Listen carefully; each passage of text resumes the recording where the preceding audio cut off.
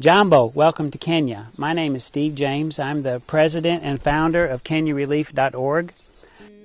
My journey to Kenya started about 9 years ago when my daughter Brittany sponsored a child through Christian Children's Fund. Brittany and Newton became good friends, pen pals, and she always wanted to come see Newton. Unfortunately, I never allowed Brittany to come to Kenya at the time, so when we lost her when she was 19, that was a tragedy in my life that left me with so much uncertainty, and a friend recommended that I visit Kenya and do something that Brittany wanted to do. So I came to Kenya. I met Newton. It was a great joy in my life. While I was here, I visited a community in western Kenya called Magori. I visited their healthcare facility, and I found that the people were suffering with so many things that could be prevented. I came back with some friends that year. The next year I brought back some more, and 9 years later we've had more than 500 doctors and nurses from the United States, from India, from Sweden come and provide free health care, free medicine to the people of western Kenya. To serve with Kenyarelief has been an incredible privilege.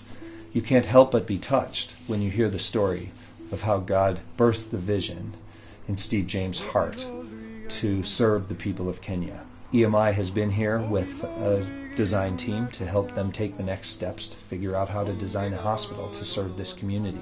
It's the sort of project that EMI just loves to become a part of. It's a development work that will last for generations, and it will far outlive all of our lifespans, and it will transform a local community. One of the things that I've so appreciated about this ministry is the partnership and the involvement of the nationals all around us. This is not just an expat work of foreigners coming somehow with all the answers. This work has partnered and raised up national pastors, social workers, teachers, in every way, doctors, nurses. They have found the local nationals who have the heart and the passion to serve their own people, who can own this work. It's one of the greatest criticisms in missions work today, that when the West mobilizes resources, they somehow create too much ownership, they create dependency, they might do more harm than good. There's plenty that's been written about that. But one of the most fundamental ways that we can assure that we don't fall into those pitfalls is by simply partnering with nationals, that the work would go on beyond us, beyond our resources, beyond our lifetimes. It's owned and it is believed in by the people of this local community. That's one of the most exciting things to me.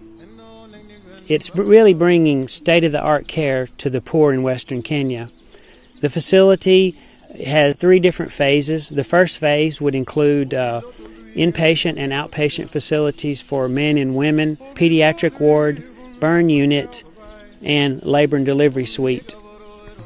Completion of phase 1 with the cost estimate of $1.6 million will allow us to provide a variety of specialized surgical procedures for the people of western Kenya.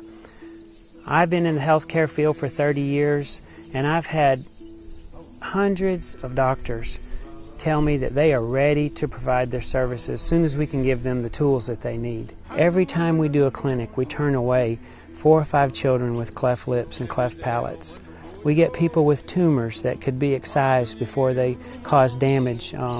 We've had so many cases that we could take care of. Really, what we need to do is to find friends who will partner with us to finish this facility